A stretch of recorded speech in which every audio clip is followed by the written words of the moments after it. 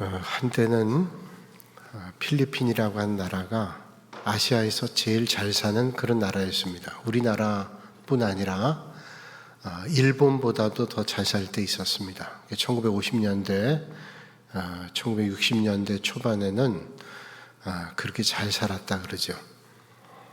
국민소득도 높고 또 교육 수준도 높고 미국하고 밀접한 관계에 있었기 때문에 미국의 도움도 많이 받았습니다.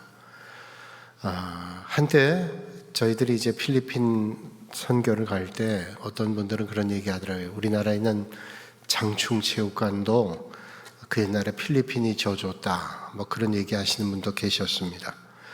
그렇게 잘 살던 나라가 동남아시아의 어떤 나라보다도 가난한 나라가 됐죠. 그렇게 된 계기가 과연 뭘까? 우리의 기억 속에는 한 지도자 때문입니다. 페르디난도 마르코스라고 하는 대통령이 21년을 집권하면서 나라가 아주 망가졌습니다. 정권 초기에는 이 마르코스 대통령이 아주 유능한 지도자 이미지로 국민들의 지지를 받았습니다. 그런데 집권을 하면서 그 자리를 지키기 위해서 부정부패, 독재로 치달아서 결국은 패망의 길로 가게 됐죠. 또 미국으로부터 하던 원조를 가난한 사람들이나 어떤 기반시설을 만드는 데 사용하지 않고 부정축제했습니다. 자신 치적을 드러내는 센터를 세우기도 하고 스위스 은행의 비밀 계좌에 수십억 달러를 또는 수백억 달러를 숨겨놓기도 하는 그런 삶을 살게 됐죠. 나라를 돌보지 않은 겁니다. 또 잘 알고 있는 대로 그의 부인이었던 이멜다 마르코스라고 하는 여자는 대통령궁에 얼마나 많은 명품 옷들을 또 구두가 수천 컬레 뭐 그런 것들을 쌓아놓고 살았다 그러죠. 수천 컬레 신발을 안 신어본 것도 있지 않겠어요? 제 어릴 때 기억에도 텔레비전에 뉴스에 그 이멜다 마르코스의 구두가 나오는데요. 정말로 엄청나게 많은 구두가 나오는 걸 저도 본 기억이 있습니다. 그러면서 그가 변명하기를 내가 이렇게 많은 명품을 사 모은 거는 우리 필리핀 국민들에게 희망을 주기 위해서. 그게 무슨 희망이 됩니까? 그러니까 여러분들도 이렇게 명품 모아 살 수 있겠다라는 변명일진 모르지만 나라를 망하는 길로 만들었어요. 깨닫게 되는 교훈이 있죠. 지도자가 얼마나 중요한가. 한 사람의 지도자가 나라를 세울 수도 있지만 완전히 망가뜨릴 수도 있다라고 하는 깨달음을 우리는 필리핀이라는 나라를 통해서 배우게 됩니다. 우리가 필리핀 단기 선교를 가면서 깨닫게 돼요. 우리가 매년 우리 옷들을 보내잖아요. 잘 세탁해서 보내는데 그 옷들이 얼마나 그분들 귀하게 입는지 모릅니다. 우리가 잘 세척해 보낸 신발들 잘 신고요. 그분들은 두 짝이 맞는 신발 신는 분들도 있지만 그렇지 않은 분들도 많아요. 하나하나가 얼마나 귀한지 모릅니다. 심지어는 저희들이 보낸 박스도 다 가져가져 갑니다. 물어봤어요, 선교사님들한테. 도대체 이 박스는 갖다 뭐 하려고 그럽니까? 그랬더니 저분들은 바닥이 없는 그런 삶을 삽니다. 바닥이. 그러니까 방바닥이 없어요. 맨바닥에서 사는데 박스에도 갖다 놓으면 한 달이고 두 달이고 아껴서 그 바닥에 누워서 살 수 있다는 거예요. 지난번 수요일 날 오셔서 말씀 전했던 변창욱 목사님 장신대 선교학 교수도 했는데 필리핀에서 3년 반 동안 선교사 일도 하셨습니다. 그 선교사님 하실 때 경험을 얘기하시면서 하는 얘기를 들었어요. 이게 필리핀 사람들은 호흡기 질환이 많답니다. 폐렴 환자들이 많대요. 왜냐하면 먼지가 많은 환경에서 방바닥이 그냥 맨바닥이에요. 그러니까 폐병 환자들이 많다는 거예요. 영양도 안 좋고 환경도 안 좋기 때문이죠. 어떻게 이렇게 가난한 나라가 됐어요? 한마디로 얘기하면 지도자 때문이죠. 그토록 지도자가 중요합니다. 우리는 대통령 선거를 진행하고 있습니다. 이미 선거에 참여하신 분도 계시고 6월 3일에 어떤 분을 뽑아야 될까 결정한 분도 계시고 또 결정하겠다라고 하는 분도 계실 겁니다. 여기서는 누가라고 얘기하고 저기서는 누가라고 얘기합니다. 세상의 기준과 평가는 다양하죠. 이번 대통령 선거에 정말로 좋은 하나님 마음에 합한 이 나라와 민족을 올바로 세울 수 있는 그런 대통령이 될 수 있기를 기도하실 수 있기를 주님의 이름으로 축복합니다. 우리 믿음의 성도들이 할 수 있는 가장 큰 무기는 기도 아니에요. 저도 대통령 선거를 지금까지 여러 번 했고 또 국회의원 선거도 여러 번 했습니다. 그때마다 어떤 때는 어떤 대통령 되면 좋겠다 생각하기도 하고 또 그런 마음이 있지만 그 때문에 그렇게 절박하지도 않고 그렇게 대단하지 않았어요. 정치에 그렇게 별로 관심도 없었고요. 누가 되든 이 나라는 시스템 따라 잘 가겠지라고 생각하지만 이번 때처럼 하나님 앞에 간절하게 기도한 적이 없습니다. 하나님 이 민족을 긍휼히 여겨주셔서 정말로 이 나라 민족 위해서 좋은 대통령, 이 나라가 분열과 분쟁이 아니라 화합과 평화로 하나님의 역사를 이룰 수 있는 민족 되게 해달라고 기도를 많이 했습니다. 그러면 이 사람은 이렇게 저 사람 저렇게 얘기하지만 성경은 과연 어떤 지도자를 좋은 지도자라고 말씀하고 있을까요? 오늘 우리는 하나님을 믿는 사람들이기 때문에 하나님을 믿는 사람들은 성경의 말씀을 믿죠. 하나님의 말씀이니까. 그러면 하나님이 하신 말씀에 어떤 지도자가 정말로 좋은 지도자일까요? 오늘 성경 말씀이 그 좋은 지도자에 대한 지침을 우리에게 말씀해 주고 있습니다. 오늘 이렇게 말씀합니다. 너는 또 온 백성 가운데 능력 있는 사람들, 곧 하나님을 두려워하며 진실하며 불의한 이익을 미워하는 자를 살펴서 백성 위에 세워 천부장과 백부장과 50부장과 10부장을 삼아 그들이 때를 따라 백성을 재판하게 하라. 큰 거는 모세가 하고 작은 것은 그들과 함께 나눠 해라. 그렇게 말씀하죠. 하나님께서 허락하시면 내가 이 일을 감당하고 이 모든 백성도 자기 곳으로 평안히 가리라. 그러니까 백성들이 평안할 수 있는 이유는 뭐예요? 지도자들, 좋은 지도자를 세우면 그 좋은 지도자들이 나라를 잘 다스리고 재판을 바로 하니까 백성들이 평안해지는 거예요. 그 지도자가 잘 세워지면 백성들은 걱정할 게 없습니다. 하나님은 능력뿐만 아니라 경건하고 정직하고 청렴을 겸비한 지도자를 말씀하고 계십니다. 하나님께서 이스라엘 백성들을 애굽으로부터 인도하셔서 광야길 가게 하셨는데 많은 어려움 겪었습니다. 모세가 이스라엘 백성들 이끌고 가면서 얼마나 원망을 받기도 하고 비난당하기도 하고 힘겨운 일을 견뎠어요.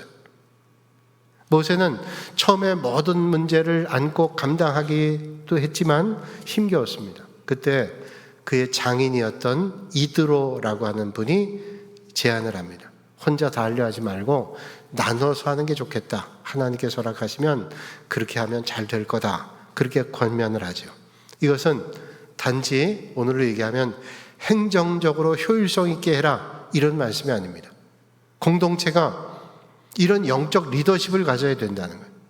그저 행정적으로 혼자 하는 것보다 여럿이 나눠 하면 그게 수월하고 잘 될 거 아니냐라고 하는 효율성의 문제가 아니라 공동체의 영적 리더십을 어떻게 가져야 되는가, 영적인 문제를 가르쳐주고 있는 말씀입니다.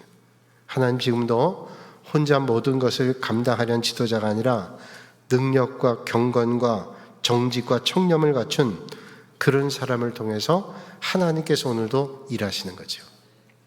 한 선교사님이 아프리카에 사역하시는데 거기에 병원도 세우고 학교도 세우고 여러 선교 단체를 세워서 사역했습니다. 정말로 열심히 정말로 잠을 줄여가면서 애를 썼습니다. 사람이 기계가 아닌 다음에는 고장이 나게 되죠. 그래서 결국 병원에 입원하게 됐습니다.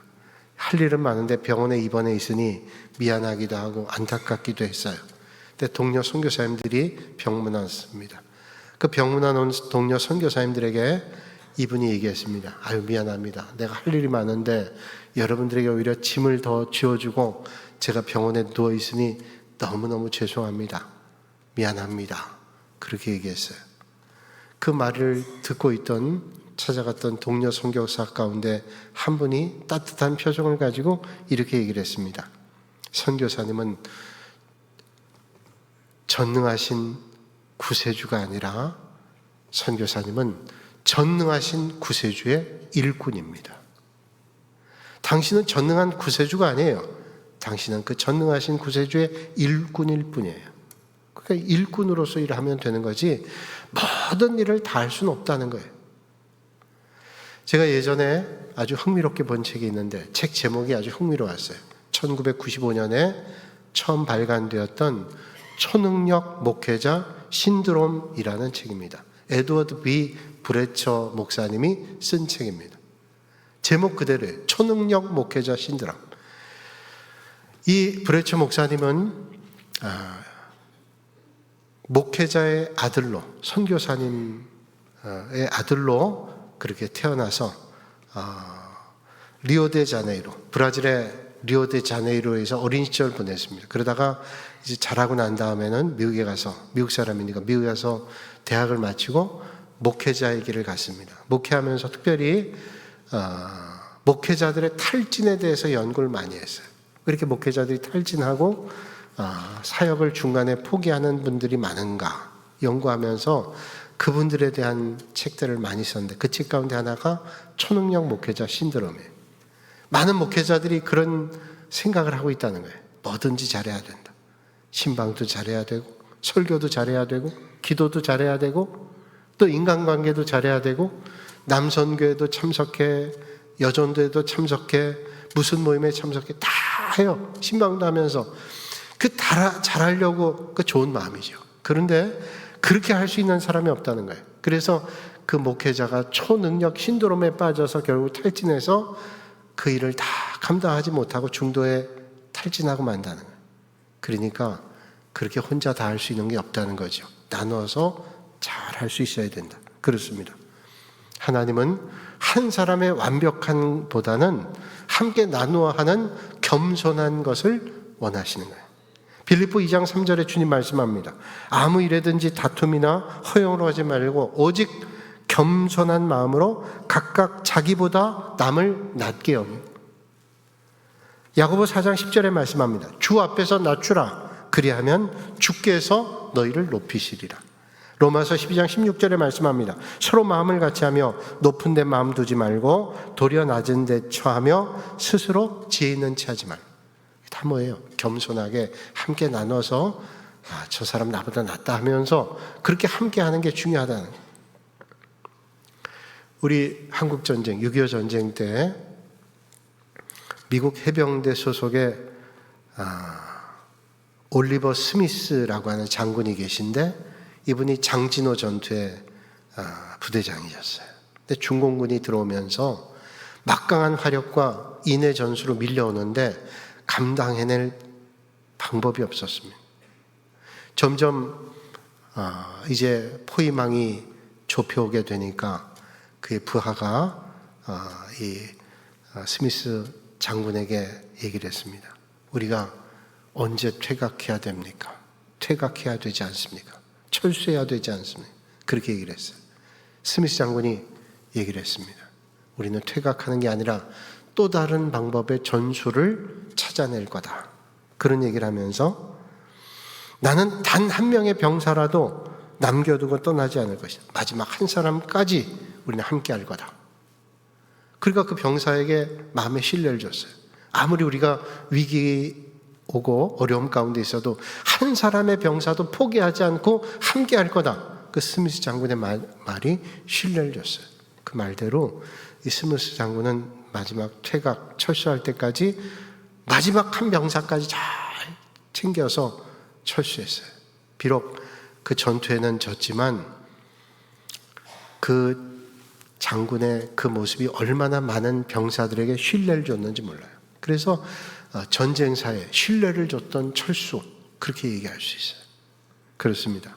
지도자는 총명함보다 신뢰와 인격의 사람이 돼야죠. 사도행전 6장 말씀 보면 초대교회가 급성장합니다. 그래서 많은 성도들이 있게 되고 그 성도들 가운데 어려운 사람들이 있기 때문에 구제 문제가 생겼어요. 그래서 있는 사람들이 내서 어려운 사람들 돕는 게 자연스러워졌어요. 그런데 이 구제 문제가 히브리파 그리스도인들이 다 혜택을 받는 거예요. 헬라파 그리스도인들은 별로 혜택 못 받는 겁니다. 그래서 헬라파 그리스도인들이 원망이 많았어요. 그러자 이 문제를 어떻게 해야 될까? 사도들이 이 문제 때문에 아주 골머리를 썩습니다. 이 문제가 해결돼야 기도도 하고 말씀도 전하고 이거 전념해야 되는데 골치가 아팠어요.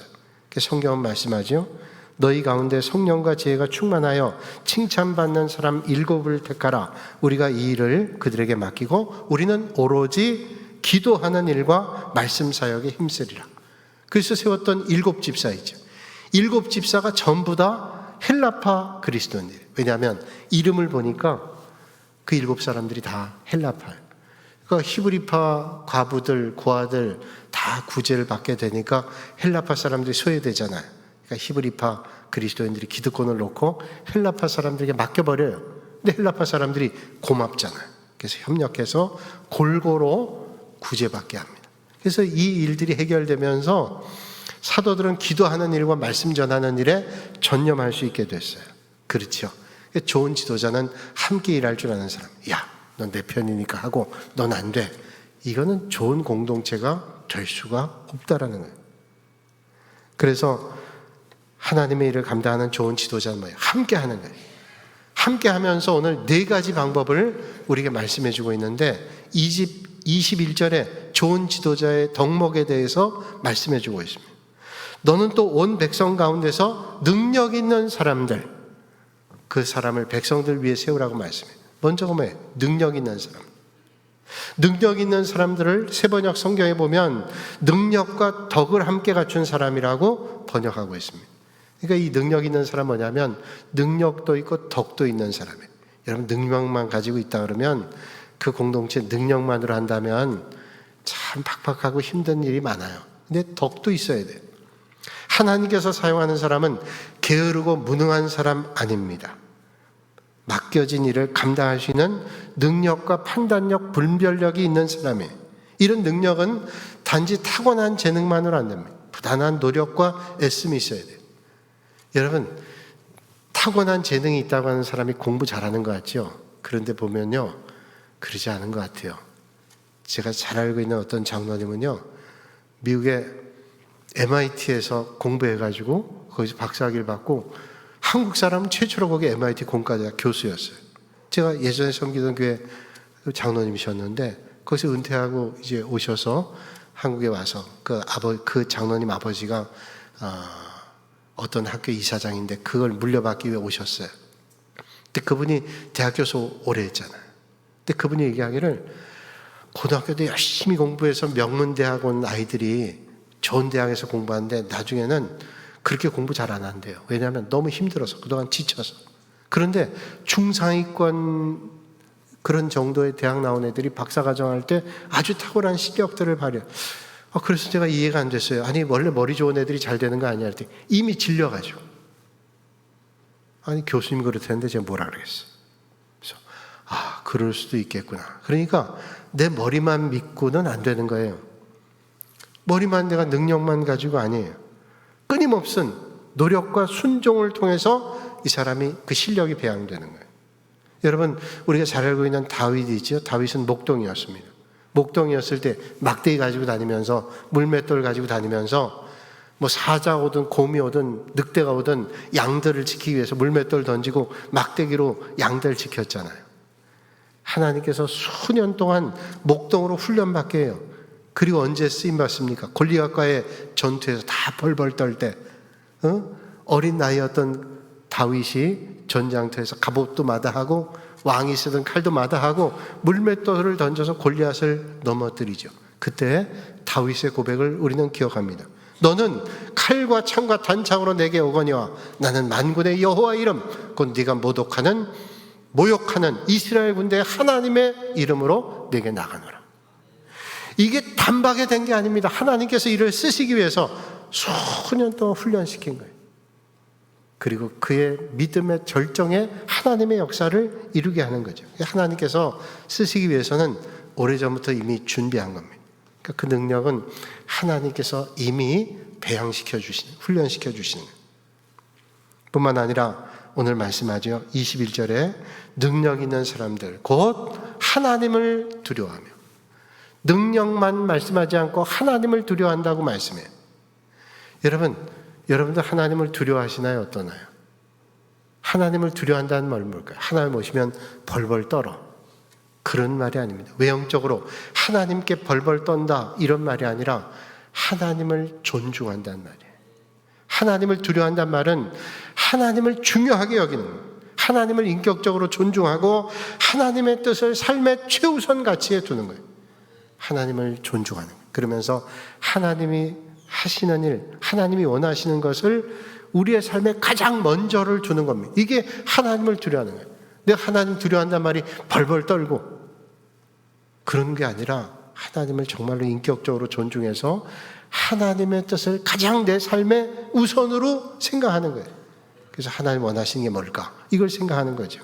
그래서 하나님 두려워하는 사람은 언제나 하나님 앞에서 행동하는 것처럼 행동하고 하나님의 뜻을 묻고 순종합니다. 이건 내가 전문가니까 내 생각대로. 그렇지 않아요. 하나님의 뜻이 어디 있는지, 이 일을 통해서 하나님께서 뭘 하시려고 하는지 날마다 하나님께 뜻을 묻고 순종하는 거예요. 이게 정말로 하나님을 두려워하는 거예요. 한 신실한 공인회계사분이 계셨는데 그는 오래된 중소기업의 재정 관리를 맡고 있었습니다. 근데 하루는 사장님이 몰래 부르는 겁니다. 그러면서 이런 부탁을 했습니다. 이번 분기 결산서에서 이 항목들만 살짝 조정하면 세금이 많이 줄어들 텐데 그렇게 하면 아무도 그걸 모를 테니까 좀 당신이 이걸 잘해서 그 조정만 잘해주면 당신 보너스를 2배를 줄 거예요. 그렇게 얘기를 했어요. 회계사는 그 자리에서 대답하지 못하고 집에 왔습니다. 기도하면서 고민했어요. 왜 기도하면서 고민까지 할까요? 이거는 하나님의 뜻에 맞지 않는 것 같은데 기도하면 생각이 되는 거예요. 근데 고민은 그러면 내가 이익을 못 받게 되는데 이게 고민되는 거예요. 기도하면서 고민하다가 어릴 때 주일학교 다닐 때 선생님께서 써주신 글귀를 편지 봉투에 넣어서 책상 속에 넣었던 거에 떠올랐어요. 그래서 책상 속에 그 편지 봉투에 넣었던 예전 주일학교 선생님이 말씀해 주신 그 글을 펴서 읽었습니다. 정직한 이는 하나님 앞에서 흔들리지 않는다. 정직한 사람은 하나님 앞에서 흔들리지 않는다. 그 말을 가슴에 새기고 다음 날 사장께 갔습니다. 그리고 그 제안을 거절하면서 말했습니다. 저는 하나님 앞에서 제 양심 속일 수 없습니다. 보너스를 받는 것보다 하나님 앞에 떳떳한 게 더 중요합니다. 여러분, 하나님을 두려워한다는 게 그거예요. 사람들은 몰라요. 보지 않아요. 그런 것 같이 느껴져요. 그래도 하나님을 생각하는 거예요. 하나님을 더 의식하는 거예요. 많은 사람들이 하나님은 눈에 보이지 않고 사람들은 보이니까 사람들 눈은 의식하지만 하나님은 눈 질끈 감고 모르시지. 아니, 아셔도 누가 알아? 그게 혹시 보편적인 마음일지 모르겠어요. 그런데 하나님을 두려워한다는 건 뭐예요? 하나님은 눈에 보이지 않지만 하나님의 뜻을 생각하고 하나님의 마음을 헤아리는 게 하나님을 두려워하는 거예요. 느헤미야서 6장 1절로 4절 말씀 보면 느헤미야가 바벨론 포로를 갔다가 돌아옵니다. 그래서 예루살렘 성벽이 무너진 것을 재건하게 되는데 그 재건하는 것은 얼마나 중요한 일인가, 왜 어떤 의미를 가지고 있는가 하면 예루살렘 성벽만 재건하는 게 아니라 이스라엘 공동체를 재건하는 거예요. 외부의 적들이 오는 것을 막는 성벽을 만드는 것 의미 이상의 이스라엘 백성들이 공동체가 회복되는 겁니다. 그래서 그 일을 매진하는데 산발랏, 도비아, 게셈 같은 사람들이 저주를 합니다. 조롱을 합니다. 비난합니다. 야, 그거는 여우 한 마리가 올라가도 담벼락이 다 무너지겠다. 조롱해요. 그러면서 이 느헤미야가 하는 일을 막기 위해서 만나자고 제안합니다. 야, 우리가 한번 만나서 의견도 나누고, 좋은 뜻이야. 그러면서 만나자. 오노평지로 유인을 합니다. 그래서 거기서 만나자. 한 번도 아니고, 2번도 아니고, 3번도 아니고, 4번씩이나 만나자고 합니다. 그런데 느헤미야는 만나주지 않아요. 그럼 또 얘기해요. 이 옹졸한 사람 만나지도 않아. 느헤미야는 저들을 향해서 뭐라고 말씀했어요? 내가 곧 그들에게 사자를 보내어 이르기를 내가 이제 큰 역사를 하니 내려가지 못하겠노라. 어찌하여 이 역사를 중지하게 하고 너희에게로 내려가겠느냐. 자, 오늘 이 말씀은 뭘까요? 내가 이 큰 역사를 어떻게 중지하고 너희를 만나러 가겠냐?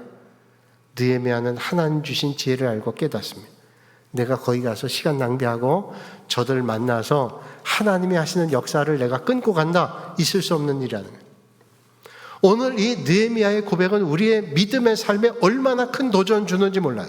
오늘 하나님께서 내게 맡겨주신 사명 가지고 우리는 무엇에 마음과 시간을 뺏길까요? 내가 사명의 길 가면서 혹시 내가 마음 뺏기는 게 있다면, 시간 뺏기는 게 있다면 그거 조절해야 돼요. 내가 하나님의 큰 역사를 해야 되는데 그 일들에 마음 뺏길 때 있어요. 이 명예, 이 권세, 그런데 뺏기면요, 이거 하나님의 일들을 놓칠 수 있겠구나, 그런 생각을 늘 가져야 돼요. 진정한 경관은 말이 아니라 삶의 본입니다. 하나님을 두려워하는 사람은 직분보다 하나님 앞에서 어떤 태도를 가지냐, 이게 중요한 거예요. 어느 시골교회에서 30년 동안 열심히 섬겼던 여자 집사님 계셨습니다. 이분은 그저 교회 눈이 오면 아침에 눈 쓸고 또 낙엽이 날리면 그 낙엽 쓸고 교회 청소하시고 그저 굳은 일, 예배당 청소, 굳은 일들 많이 하셨어요. 많은 분들이 그분 보면 은혜를 받는 거예요. 참 귀한 분이다. 근데 그분이 이제 연세 많으셔서 은퇴하시게 됐어요. 교인들이 이구동성으로 목사님, 이런 분들은 권사가 돼야 되는데 권사가 안 됐으니 우리가 어떻게 좀 해결할 방법이 없을까요? 그래서 명예권사를 세워드립시다. 다 의견 동의했어요. 그래서 늘 예배 나오시지만 다음 주일날 명예권사 추대식이 있으니까 집사님 꼭 나오세요. 근데 예배 빠지지 않던 그분이 그 주일날은 오후에 빠졌어요. 그래서 목사님이 무슨 일이 계신가? 예배 빠지지 않던 분이 몸이 편찮으신가? 마음이 불편하신가? 예배 끝나고 찾아뵀어요. 집사님, 모든 교우들이 한 마음으로 그저 집사님 명예권사 추대하려고 했는데 왜 못 나오셨냐요? 그랬더니 이 집사님 말씀하시는 거예요. 목사님, 저는 마음속에 항상 빈 의자 하나를 마음에 품고 있습니다. 그 빈 의자는 항상 예배당 앞자리에 있어요. 근데 그 빈 의자는 예수님이 앉아 계세요. 그래서 항상 예수님께서 앞에 앉아 계시기 때문에 제가 그 예수님께서 앞에 앉아 계시는데 제가 나와서 뭘 했노라 그러고 명예권사 직분 받는다는 게 얼마나 마음이 부끄럽고 죄송한지 제가 마음이 이랬다 저랬다 하는데 못하겠었어요. 죄송합니다. 그 귀한 말씀을 들으니까 목사님은 어찌할 수 없었어요. 그 다음 주일부터 그 예배당 앞에 의자 하나를 갖다 놨습니다. 그리고 흰 천으로 씌워놓고는 여기 예수님 자리입니다. 우리 모든 교우들이 예수님 앞에서 그렇게 살면 참 좋겠어요. 그래요. 진실한 사람 뭐예요? 오늘 21절에 말씀하죠. 좋은 지도자는 뭐예요? 능력 있는 사람, 하나님을 두려워하는 사람뿐 아니라 진실한 사람이에요. 여기 진실하다는 말을 세번역 성경에는 참되어서 거짓이 없다는 거예요. 여러분, 지도자는 진실해야 돼요. 거짓이 없어야 되죠. 진실하는 건 뭐예요? 말과 삶이 일치하는 거예요. 이거 여러분 이렇게 얘기하지만 참 쉽지 않아요. 제가 이 말씀 전하면서 저도 내가 그런가? 그런 생각이 쉽지 않아요. 말과 삶이 일치한다는 거 쉽지 않지만 적어도 그렇게 살려고 내가 말을 했는데 이 말을 바꿔서 하면 안 되지. 그렇게 생각하면서 늘 생각하는, 내가 이런 말 실수하지 않았나? 내가 그렇게 말해놓고 이렇게 할 수 있어? 라고 하는 걸 늘 생각할 수 있어야 돼. 한 미션 스쿨에 교장 선생님 계셨는데요. 이 선생님 참 좋은 선생님이에요. 그래서 학교 아이들이 아침에 올 때 그 학교 앞에 들어온 아이들 맞이하면서 성경 구절도 읽어주고 머리도 쓰다듬어주고 그런 좋은 선생님이셨어요. 교장 선생님이. 근데 한번 여름방학 때 불이 났어요. 학교에. 불이 나서 그 화재 조사한 사람들이 확인해 보니까 교장실에서 불이 난 거예요. 교장실에서 불이 시작이 돼서 건물에 불이 붙은 겁니다. 근데 교장 선생님 그때 학교에 안 계셨기 때문에 교장 선생님 불낸 거라고 생각 안 하고 또 그럴 만한 그를 불냈다면 얘기했겠죠. 그래서 도대체 어떤 일 때문이냐 그랬더니 성냥개비에 불이 붙은 거예요. 그래서 이거 뭐 자연적으로 뭔가 잘못돼서 불이 났겠거니 그렇게 했는데 교장 선생님이 그 일에 대해서 얘기를 했습니다. 그 성냥개비를 거기 놓은 건 제 잘못이에요. 사실은 멀리 놨어야 되는데 그 가까이 나가지고 그게 발화가 돼가지고 불이 난 겁니다.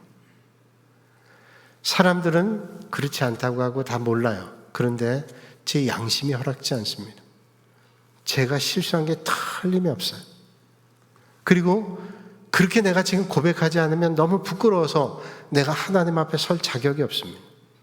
자진해서 책임지고 학교에 사임했어요. 선생님들과 학생들이 눈물로 붙잡았습니다. 그러나 저를 놔주는 게 저를 돕는 겁니다. 떠났어요. 그 선생님이 불을 냈다 하는 학생 아무도 없고 선생님 아무도 없어요. 오히려 학생들과 선생님들 마음에 뜨거운 불이 일어났어요. 어떤 가르침보다도 귀한 가르침이었어요. 여러분, 진실함은 드러내는 게 아니라 지켜내는 거예요. 내가 진실해 드러내는 게 아니라 삶을 통해 지켜지는 거예요. 여러분, 진실한 사람은 상황보다 진실을 먼저 생각해요. 이 상황이 이러면 곤란한데 아니라 진실을 먼저 생각하는 거죠. 하나님 앞에 떳떳한 사람을 사람 앞에 쓰겠다고 주님 말씀하잖아요. 그런 사람을 지도자라고. 오늘도 21절에 말씀합니다. 진실한 사람뿐 아니라 불의한 이익을 미워하는 자를 살펴서 백성에 세우라.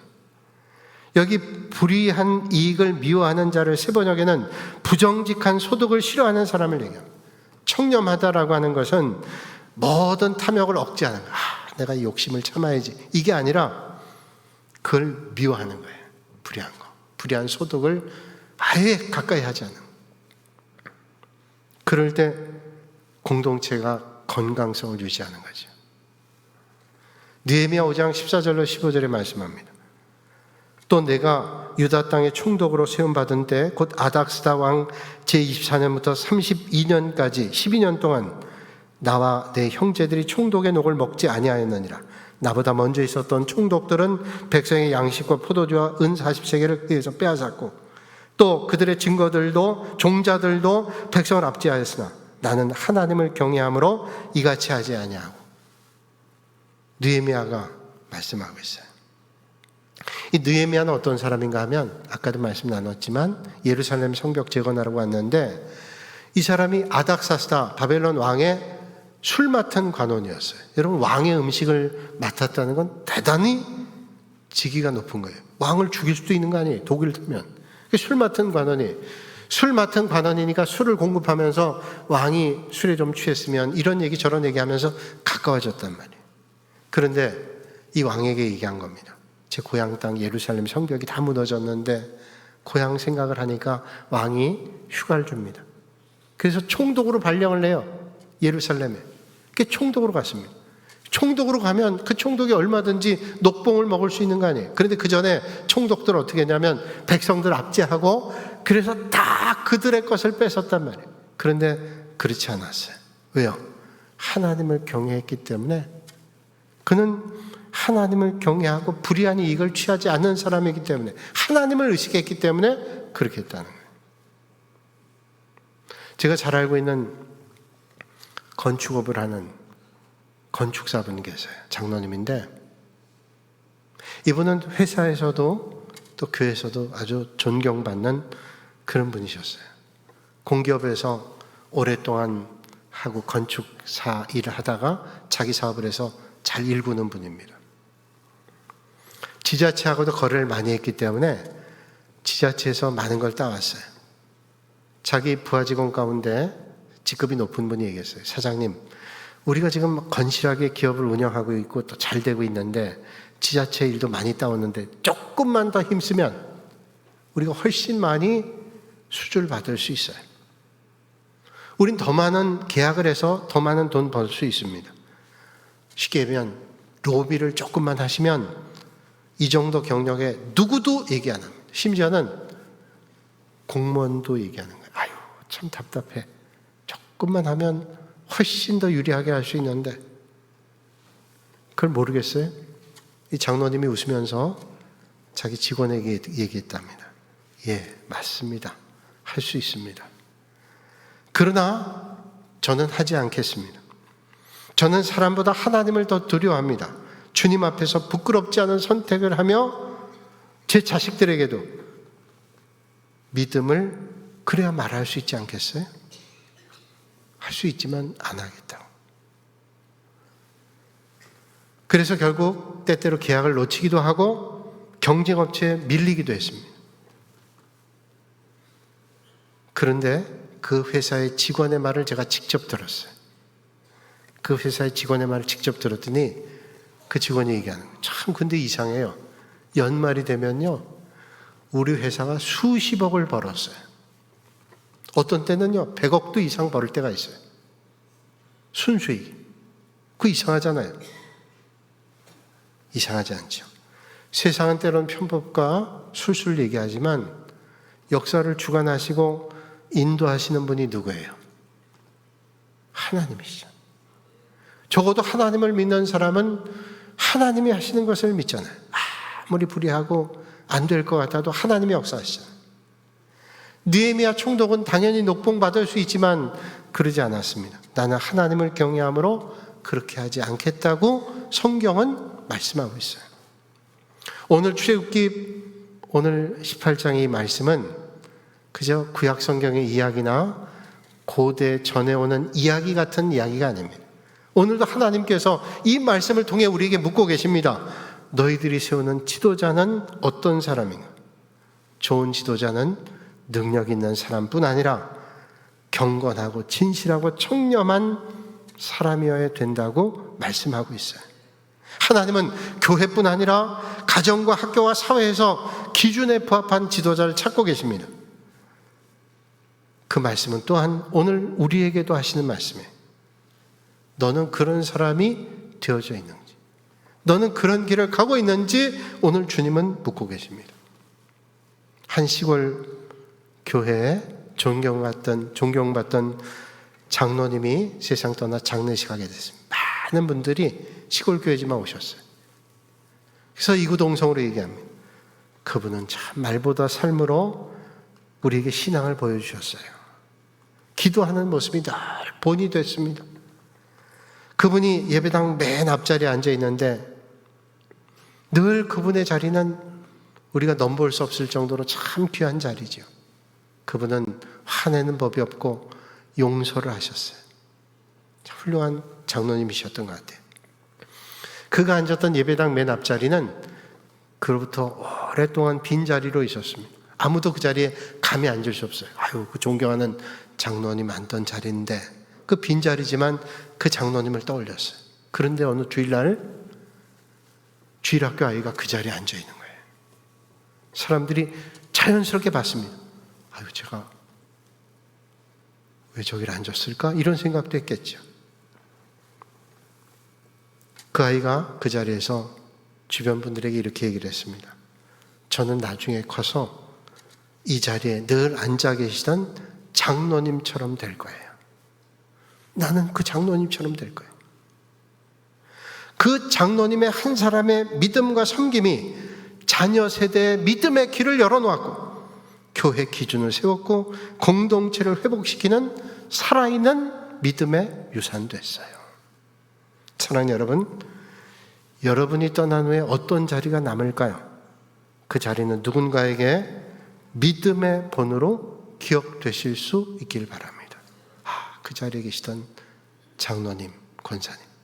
저도 이렇게 예배드리면서 이렇게 자리 보면 어떤 때는요, 그때 그 권사님 자리가 저긴데, 장로님 자리가 거긴데 하고 생각이 떠오를 때 있습니다. 진실한 지도자 한 사람, 그 한 사람이 바로 오늘 저와 여러분들이 되실 수 있기를 주님의 이름으로 축원합니다. 거룩하신 아버지 하나님, 오늘도 이 아침에 저희를 주님 전으로 불러주시고 주님께 온 마음을 다하여 예배드리게 하시니 감사합니다. 아버지 하나님, 우리가 그런 믿음의 길을 걷게 하여 주옵소서. 6월 3일에 대통령 선거를 앞두고 있습니다. 그런 지도자가 세워지게 하여 주옵소서. 역사를 주관하시고 삶의 걸음을 인도하신 아버지 하나님 역사하셔서 하나님 마음에 흡족하게 해드리는 그런 지도자가 세워져 이 나라가 어려움 중에도 다시 한번 일어나 하나님의 역사를 이루는 민족, 세계 열방에 복음 전하는 민족이 되게 하여 주옵소서. 예수님의 이름으로 기도하옵나이다. 아멘.